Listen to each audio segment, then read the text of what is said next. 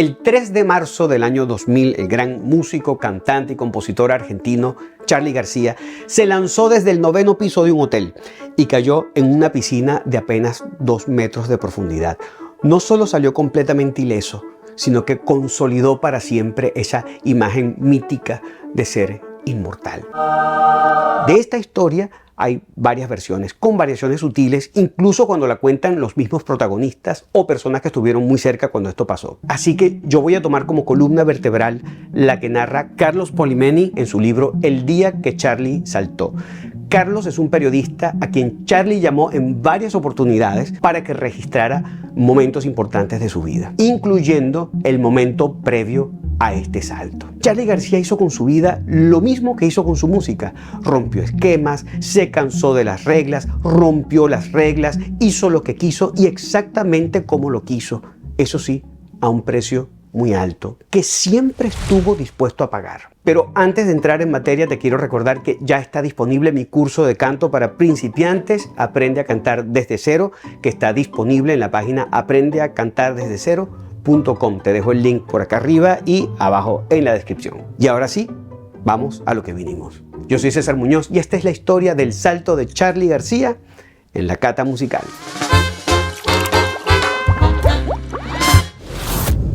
Hace 25 años, Charly estaba en la provincia de Mendoza, en Argentina, un lugar en el que ya en el pasado había tenido problemas con la ley. Esta vez había ido para cantar en un concierto multitudinario organizado por el gobierno que se llamó Argentina en Vivo. Así arrancamos de la mano de Charly García y para todo el país, Argentina en Vivo. Allí estaba junto a Mercedes Sosa y a Nito Mestre, quien fue su compañero en la agrupación legendaria Sui Generis. Charly ya tenía fama de impredecible, nunca se sabía si iba a llegar o cómo iba a llegar, pero esta vez fue impecable. El concierto fue un exitazo y el público salió eufórico. Y muchas veces después de estos conciertos los artistas también salen eufóricos porque están cargados de adrenalina y por eso en lugar de irse al hotel a descansar necesitan salir a tomarse algo o a celebrar o incluso a seguir tocando. Esa noche Charly terminó en un local pequeño llamado La Reserva, donde había un piano y Charly comenzó a tocar. La gente que estaba en el local obviamente no se lo podía creer. Era prácticamente un concierto privado, exclusivo e inesperado con el gran Charly García. Todo el mundo le pedía canciones y él los iba complaciendo y así hasta que llegó la madrugada, el cansancio y la necesidad de retirarse para irse a descansar. Pero había una chica en el público que no estaba muy contenta porque al parecer había estado pidiendo una canción que Charly nunca cantó. Y cuando vio que el músico definitivamente se retiraba sin complacerla, como una forma de reclamo, le lanzó un vaso de whisky en la cara. Un reclamo un poco extremo. Pero el momento se puso aún más tenso cuando el compañero de la chica se acercó como para impedir que los músicos se fueran. Y ante esta situación, a uno de los miembros de la banda se le ocurrió que en defensa propia lo mejor que podía hacer era lanzarles una silla. Y esto fue el comienzo del caos. Una pelea muy corta pero muy intensa. Al terminar esta desafortunada situación, toda la banda se fue al hotel y la pareja que estaba en el bar se fue a la comisaría para poner una denuncia. A las 8 de la mañana, Charly ya estaba en su habitación listo para dormir cuando le tocaron la puerta. Era la policía que entró y se lo llevó a la fuerza. Cuando llegaron a la comisaría, le dijeron que estaba detenido por abuso deshonesto y lesiones leves. A lo que Charly, con su característico humor sarcástico, dijo algo como que él nunca abusaría de una mujer que le resultara tan poco atractiva. Luego, cuando fueron a tomarle las huellas dactilares, Charly insistió en que no era necesario porque su identidad estaba clara. Era más que evidente quién era él y el comisario le dijo: para mí usted es un ciudadano más, una persona común y corriente. A lo que Charly respondió: yo no soy igual al resto, yo soy un genio. Y que no era igual al resto era algo que unas horas más tarde iba a dejar bien claro. La fama de Charly era tan grande que dentro de la cárcel los presos le gritaban: ¡aguante, Charly, aguante! La policía decidió que por el momento lo que había que hacer era darle hotel por cárcel. Es decir, podía volver a su habitación, pero de allí no podía salir hasta nuevo aviso. El hotel Aconcagua, donde Charlie se estaba quedando, era el mismo en el que hacía 17 años, en 1983, había sufrido un supuesto ataque de pánico que comenzó porque le disgustaron unos cuadros del pintor Luis Quesada y los destruyó. Después continuó lanzando muebles y hasta un televisor por la ventana. Estos hechos fueron los que inspiraron uno de sus grandes éxitos, que es Demoliendo Hoteles. Un tema muy autobiográfico en el que cuenta todo lo que ha visto y todo lo que ha hecho, las dictaduras, los problemas de la educación, la injusticia social, el quiebre de los ideales, y que después de todo esto él necesitaba parar de criticar y dedicarse a demoler hoteles. Y este no había sido el único problema que había tenido en la provincia de Mendoza. 5 años después, en 1988, durante un concierto, un espectador lo empezó a insultar y Charlie se lanzó del escenario para pegarle. Se armó una pelea y cuando terminó todo golpeado, se volvió a subir al escenario para terminar el show. Pero la persona a la que había agredido fue a poner la denuncia y la policía apareció en el intermedio. El tour manager tuvo que negociar con la policía y los convenció de que todo era una exageración y quedaron que después del concierto Charlie iría por su cuenta a la comisaría a presentarse y aclarar todo. Resulta que el comisario tenía una hija que era fan de Charlie y él quería un autógrafo para ella, así que aceptó el trato y fueron al camerino a contarle a Charlie. Después que hablaron, el manager los dejó solo para que Charlie le diera el autógrafo, pero apenas se fue, Charlie agarró un balde de metal con agua y se lo lanzó al policía. Y este le dijo: tenga cuidado con lo que hace, que yo soy un comisario. Y Charlie le contestó: ¿y qué culpa tengo yo de que usted no haya estudiado? Así que a Charlie le tocó pasar esa noche en la comisaría. Su guitarrista y amigo Carlos García López pidió que por favor lo encerraran junto con su jefe porque no lo quería dejar solo.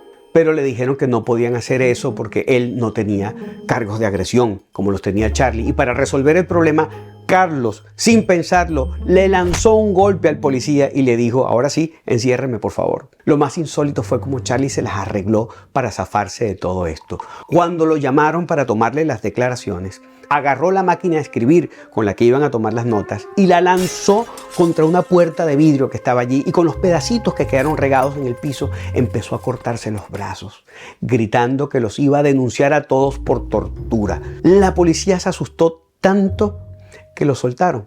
Todas estas son un cúmulo de cosas y de precedentes que de alguna forma revoloteaban en ese momento en el que a Charlie en el año 2000 lo encerraron en la habitación y le dijeron que no podía salir. Estaba desesperado.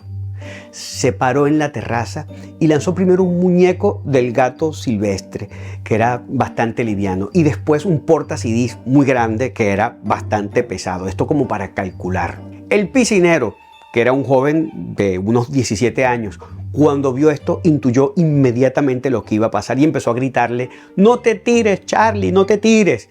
Mientras en las afueras del hotel había un grupo de fanáticos que se empezaron a amontonar cuando se dieron cuenta que había salido su ídolo.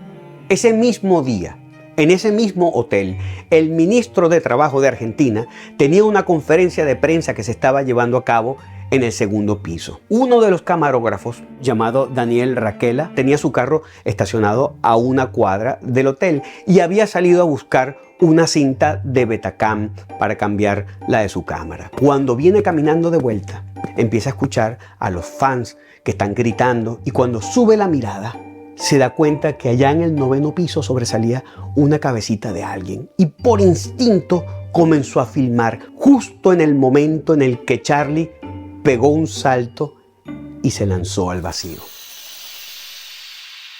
Los curiosos que estaban afuera comenzaron a trepar la pared del hotel pensando que Charlie se había quitado la vida. Mientras tanto, en la sala de conferencias, por la disposición que tenían los periodistas, estaban viendo al ministro, pero él tenía una vista directa al ventanal y de pronto, incrédulo, el ministro vio a Charlie atravesando el aire y dijo: acaba de pasar volando Charlie García. Todos se volvieron locos. Un cuerpo saltó de la terraza hacia la zona de la pileta. 30 periodistas salieron corriendo buscando ser los primeros en reportar la locura final que había cometido la superestrella del rock argentino. Imágenes exclusivas de Fuerza Informativa. Pero en lugar de una noticia macabra, se consiguieron con un Charly juguetón divirtiéndose como un niño en la piscina.